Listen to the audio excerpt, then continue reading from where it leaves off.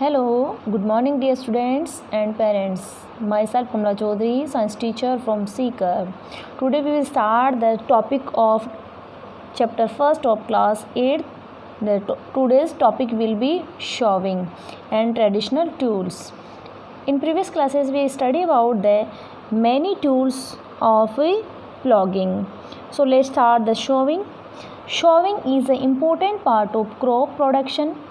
हम बात करें कि जो क्रॉप प्रोडक्शन से पहले हम बात करें तो एक प्रैक्टिस होती है, यानी कि एक पार्ट होता है एग्रीकल्चर के अंदर जिसको हम शॉविंग कहते हैं. Before sowing good quality clean and healthy seeds of a good variety are selected. Sowing से पहले एक और एक्टिविटी करते हैं जो फार्मर्स होते हैं. गुड हेल्दी और अच्छी वैरायटी के जो सीड्स होते हैं उनको क्या करते हैं, ये सेलेक्ट करते हैं. Farmers prefer to use seeds which give high yield. Farmers क्या करते हैं, उन सीड्स को प्रीफर करते हैं या उनको यूज़ करते हैं शॉविंग में जो क्या है अच्छा यील्डिंग देते हैं. तो हम बात करें आगे जो एक्टिविटी के थ्रू हम करके देखें कि हम जो गुड क्वालिटी का जो सीड है उसको कैसे आइडेंटिफाई करेंगे, यानी जो गुड वैरायटी है उसको हम कैसे पता करेंगे कि कौन से सीड की गुड वैरायटी है. आजकल के टाइम में हम देखें तो हाइब्रिड सीड्स मिल रहे हैं, बट पहले के टाइम में क्या होता था कि गुड क्वालिटी का सीड है उसको आइडेंटिफाई करने के लिए जो फार्मर्स होते थे वो क्या करते थे, एक बीकर लेते, बीकर के अंदर क्या करते हैं, वाटर फिल करते हैं, वाटर के अंदर सीड्स को डाल देते हैं और उसको स्टिर करते तो देखते हैं जो ऊपर फ्लोट कर रहे हैं सीड्स वो तो क्या है अनहेल्दी हैं, और जो सिंक है किसके अंदर, वाटर के अंदर, वो क्या है हेल्दी है. ये प्रोसेस को वो फॉलो करते थे. बट आज के टाइम में हम बात करें जो मॉडर्न ईरा है उसमें मोस्ट ऑफ जो फार्मर्स होते हैं वो किसका यूज़ करते हैं, जेनेटिकली मॉडिफाइड सीड्स हैं उनका यूज़ करते हैं. अब यहाँ वर्ड आया जेनेटिकली मॉडिफाई. अब जेनेटिकली मॉडिफाई किसको कहेंगे, यानी कि वो सीड्स जिसके अंदर रेजिस्टिविटी होगी, जो आपको जिस चीज़ की रेजिस्टिविटी चाहिए. फॉर एग्जांपल आपके एरिया में क्या है, पानी कम है तो वाटर रेजिस्टेंस को लेंगे. आपके एरिया में क्या है, गर्मी ज़्यादा पड़ती है तो हीट रेजिस्टेंस को ले लेंगे. आपके एरिया में क्या होता है कि इंसेक्ट्स बहुत ज़्यादा हैं तो इंसेक्ट रेजिस्टेंस. ऐसे करके एक सीड तैयार किया जाता है कि अलग अलग जो वैरायटी होती हैं किसी सीड की, सभी में से अलग अलग वैरायटी, हर एक पौधे के अंदर क्या होती है, हर एक प्लांट में क्या होती है, अलग अलग वैरायटी होती है. कोई डेजर्ट में ग्रो कर सकता है, कोई यहाँ पर जो जहाँ पर ज़्यादा पानी होता है वहाँ पर ग्रो कर सकता है, कोई नॉर्मल जगह होती है वहाँ पर ग्रो कर सकता है. तो इन सब जो प्लांट्स हैं उनकी सबकी क्वालिटी अलग अलग होती है. इन सभी क्वालिटी को कलेक्ट करके जेनेटिकली जो कोड्स होते हैं उनके थ्रू कलेक्ट करके फिर एक सीड तैयार किया जाता है जिसके अंदर ये सारी क्वालिटी आ जाती हैं. तो जिस एरिया में जिस क्वालिटी की रिक्वायरमेंट होती है उसी को ही फार्मर्स क्या करते हैं, प्रीफर करते हैं. तो यहाँ हम देखते हैं आगे क्या है, are there seeds which float on water. हम बात करेंगे कि जो ऊपर फ्लोट कर रहे थे जो सीड्स वो तो क्या है अनहेल्दी हैं, जो लाइटर हैं और जो हैवी हैं वो क्या है सिंक है उसके अंदर, तो वो उनको एक दूसरे को सेपरेट कर लेंगे. जो फ्लोट हैं वो तो क्या अंदर से होलो वगैरह होंगे तो उसको तो वो क्या करेंगे, सेपरेट कर देंगे. और जो सिंक है उन सीड्स को वो किस में यूज़ करेंगे, शॉविंग में यूज़ करेंगे. अब हम आगे बात करते हैं ट्रेडिशनल टूल. तो ट्रेडिशनल टूल की बात करें, the tool use to traditionally for sowing seeds is shaped like funnel. हम बात करें कि जो ट्रेडिशनल मेथड में हम बात करें तो जो टूल होता है वो फनल लाइक स्ट्रक्चर का होता है. जैसे कि इसके अंदर दिखा रखा है अभी, ये जो फनल लाइक दिखा रखा है ये जिसको किस में यूज़ किया जाता है, शॉविंग में यूज़ किया जाता है. The seeds are filled into the funnel pass down through 2 or 3 pipes having sharp ends. हम बात करें कि यहाँ पर जो फनल है इसके जो एंड है उसके ऊपर 2 या 3 हो सकते हैं, 1 हो सकता है. यहाँ हम नीचे ही बात करें तो 2 या 3 फनल हो सकते हैं इसके, जिससे क्या है सीड्स पास आउट होते हैं. Pipes having sharp ends, these ends pierce into the soil and place seeds there. ये क्या करते हैं, इनसे क्या होता है, जो सीड होता है वो पास होकर कहाँ चला जाता है, सॉइल में शो हो जाता है, यानी कि उसको ग्रो करवा दिया जाता है, यानी कि शोविंग हो जाती है सीड की। हम बात करें आगे, सफिशिएंट सनलाइट वगैरह की भी ज़रूरत पड़ती है किसको, सीड ग्रोविंग में। उससे पहले हम बात करें, एक तो हमने ट्रेडिशनल की बात की, दूसरा हम सीड ड्रिल है उसकी बात करते हैं। सीड ड्रिल आजकल जो यूज़ कर रहे हैं वो सीड ड्रिल यूज़ कर रहे हैं, जो ट्रैक्टर की हेल्प से क्या है उसको शो करवाते हैं। देखना सीड ड्रिल, या हम बात करें आज के टाइम में क्या है, सीड ड्रिल का यूज़ कर रहे हैं। नाउडेज द सीड ड्रिल, जैसे कि ये दिखा रखा है इसमें, ये सीड ड्रिल, इसको कहा जाता है सीड ड्रिल। क्या कहा जाता है, सीड ड्रिल, सीड ड्रिल इसको कहा जाता है। Nowadays the seed drill is used for sowing with the help of tractor. यहाँ हम बात करें जो सीड ड्रिल है ये किसकी हेल्प से शॉविंग करता है, सीड्स की, ट्रैक्टर की हेल्प से करता है। This show the seeds uniformly eight equal distance and depth. ये जो सीड ड्रिल है ये क्या करता है, एक फिक्स डिस्टेंस के ऊपर और फिक्स एक डेप्थ के अंदर के सीड को शो करता है। Uniformly eight equal distance and depth, it ensure that seeds get covered by soil after showing. ये इससे क्या होता है कि जो सीड है वो जो डेप्थ में गिरा है एक डिस्टेंस के ऊपर, वो क्या होता है, कवर भी हो जाता है, किससे, मिट्टी से। This protect seed from being eaten by birds. ये प्रोटेक्ट भी कर देता है किससे, बर्ड से, जो और बर्ड्स आती हैं जो सीड्स को क्या है खा जाती हैं, उससे भी प्रोटेक्ट कर देता है। क्यों, कि उसके ऊपर मिट्टी गिर जाती है। Sowing by using a seed drill save time and labour. अब जैसे सीड ड्रिल का हम यूज़ करेंगे तो ये हमारा क्या बचाएगी, टाइम और लेबर दोनों बचाती है। आगे देखते हैं, there is a nursery near my school, I found that little plant were kept in small bags, why are they kept like this. ऐसा मेरी स्कूल के पास में एक क्या है, नर्सरी है प्लांट्स की, उसमें छोटे छोटे प्लांट्स रखे हुए हैं बैग्स के अंदर। इनको ऐसे क्यों रखा हुआ है तो देखते हैं। Seeds of few plants such as paddy are first grown in nursery, when they grow into seedlings they are transported to the field manually. Some forest plants and flowering plants are also grown in the nursery. हम बात करें कि सबसे पहले क्या है कि जो सीड्स होते हैं, सीड्स को क्या किया जाता है, उन बैग्स के अंदर क्या है शो किया जाता है, और धीरे धीरे जब उनकी सीडलिंग हो जाती है तो इसको कहाँ ट्रांसफ़र कर दिया जाता है, फील्ड में ट्रांसफ़र कर दिया जाता है, जिसमें से कि पैडी हो या फॉरेस्ट प्लांट हो या फ्लोरिंग प्लांट हो या फ्रूट्स प्लांट हो, कुछ भी हो, उनको नर्सरी में क्या है तैयार किया जाता है और फिर इसको ट्रांसफ़र कहाँ किया जाता है, फील्ड में किया जाता है। Appropriate distance the seeds is necessary to avoid over crowding of plants. This allow plant to get sufficient sunlight, nutrient and water from the soil. At time a few plants may have to be removed to prevent our crowding.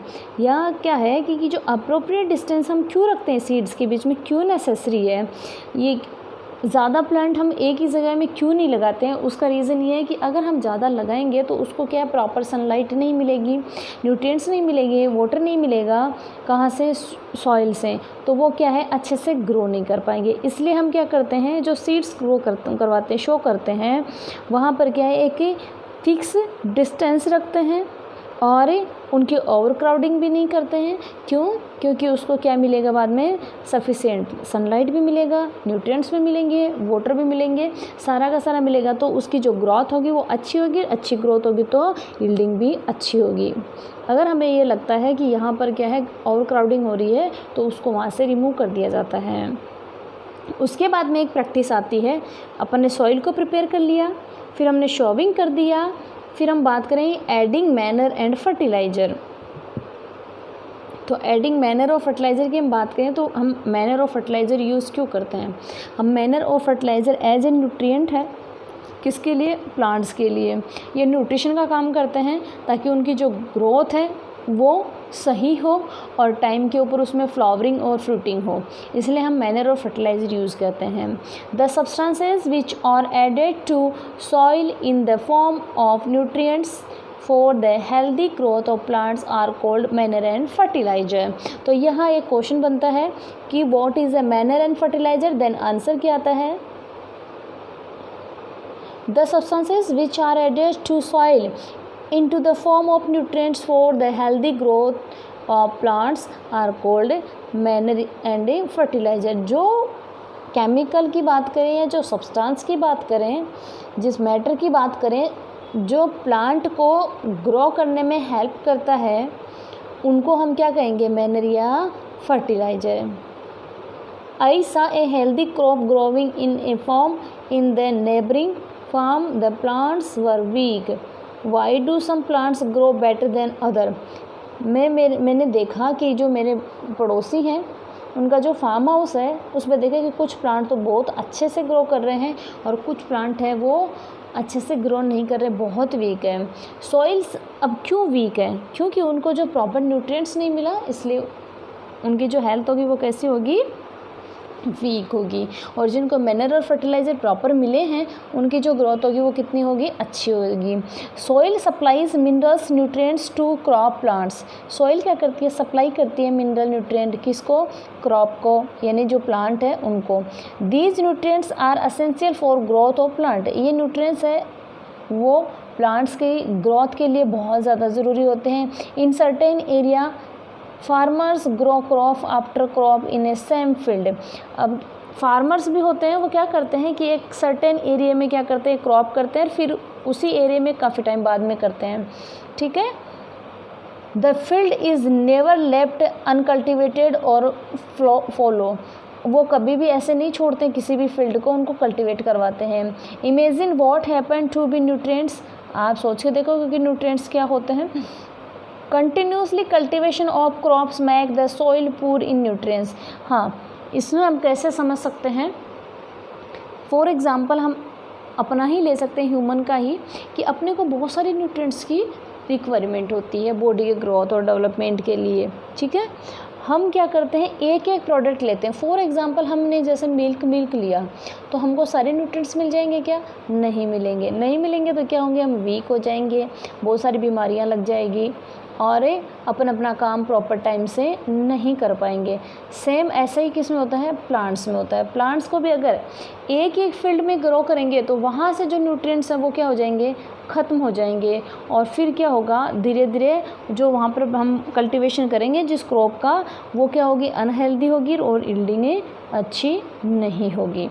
Therefore farmers have to add manure. तो इसको बचाने के लिए farmers क्या करते हैं, वहाँ पर मैनर ऐड करते हैं। कई बार हम क्या करते हैं कि एक ही फील्ड में बार बार हम क्रॉप कर रहे हैं तो वहाँ पर हम क्या करेंगे, मैनर फर्टिलाइजर्स वहाँ पर क्या करेंगे हम, मैनर और फर्टिलाइज़र है उसको क्या करेंगे, वहाँ पर देंगे, ठीक है। ऐड करते हैं वहाँ पर manure fertiliser. Farmers have to add manure to field to replace the soil with nutrients, ताकि जो सॉइल है वो क्या है, न्यूट्रिएंट्स से रिच हो जाए और जो प्लांट्स को न्यूट्रिएंट्स मिले। This process is called manuring. इस प्रोसेस को हम क्या कहेंगे, मैनरिंग कहेंगे। यानी कि किसी भी प्लांट को न्यूट्रिशन प्रोवाइड करवाने के लिए उस फील्ड में हम मैनर को ऐड करेंगे, इसको हम क्या कहेंगे, मैनरिंग कहेंगे। Result in weak plants. अब किसके लिए करेंगे, जहाँ वीक प्लांट होंगे वहाँ पर करेंगे, ठीक है। Manner is an organic substance obtain from the decomposition of plant और एनिमल वेस्ट। मैनर है वो क्या है, एक ऑर्गेनिक सब्सटेंस है जो किससे ऑब्टेन करते हैं, जो एनिमल्स हैं या जो प्लांट का जो वेस्ट है उनको डिकम्पोज करवा के ऑब्टेन किया जाता है। Farmers dumps plant and animal waste in pit at open places and allow it to decompose. Farmers क्या करते हैं, जो जितना भी वेस्ट होता है एनिमल्स का और प्लांट्स का, उनका एक खड्डा खोदते हैं, उसमें डालते हैं और उसको ओपन खुला छोड़ देते हैं। जैसे ही वो डिकम्पोज होता है उसको यूटिलाइज कर लेंगे। The decomposition is caused by some micro organism. अब डिकम्पोजिशन है वो किसकी हेल्प से होगा, माइक्रो ऑर्गेनिज्म की हेल्प से। The decomposed matter is used as organic matter. अब जो डिकम्पोज हुआ है उस मैटर को एज ए किसकी तरह यूज़ करेंगे, मैनर की तरह। You have already learn about the vermi compost in class 6। हमने वर्मी कंपोस्ट भी आपने सीखा है कौन सी क्लास में, 6 क्लास के अंदर। तो यहाँ हमने देखा कि जो मैनर वगैरह ऐड करते हैं वो क्या होता है, प्लांट्स के लिए क्या है, रिक्वायरमेंट होती है उसकी, तब हम ऐड करते हैं। क्योंकि एक ही फील्ड में हम बार बार क्या करेंगे, वो क्रॉप करते रहेंगे तो वहाँ का जो क्रॉप होगा वो क्या होगा, वीक होगा। Did plants in all glasses grow at the same place which glass showed better growth of plant in which glass was growth faster. यहाँ एक एक्टिविटी की हुई है ए, बी और सी, और ए, बी, सी में एक्टिविटी की अगर बात करें तो ये कैसे कंप्लीट होती है देखते हैं। तीनों में, एक में मैनर करते हैं, एक में फर्टिलाइज़र करते हैं और एक में कुछ भी हम ऐड नहीं करते हैं। और फिर हम देखते हैं कि जो कौन सा सीड है उसकी जो ग्रोथ होगी वो शानदार होगी, यानी जो प्लांट है उसकी जो ग्रोथ होगी किसकी अच्छी होगी, और कौन सा जो प्लांट है वो कौन सा अनहेल्दी होगा। तो यहाँ हम देखेंगे जिसके अंदर हम मैनर ऐड करेंगे उसकी ग्रोथ बहुत अच्छी होगी और उससे यील्डिंग भी बहुत अच्छी होगी और प्योर होगी।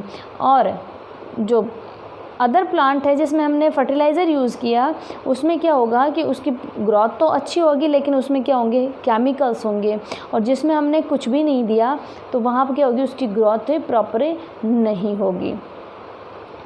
अब देखेंगे आगे, fertiliser are chemical which are rich in a particular nutrient, how are they different from manure. हम बात करें जो फर्टिलाइज़र है केमिकल है जो rich in a particular nutrient, यानी उसके अंदर एक पर्टिकुलर न्यूट्रिएंट ही प्रेजेंट होगा। कौन सा फर्टिलाइज़र आपने यूज़ किया है सिर्फ उसमें एक ही होगा, लेकिन जो मैनर होती है उसमें मोस्ट ऑफ न्यूट्रिएंट्स क्या होते हैं, इंक्लूड होते हैं।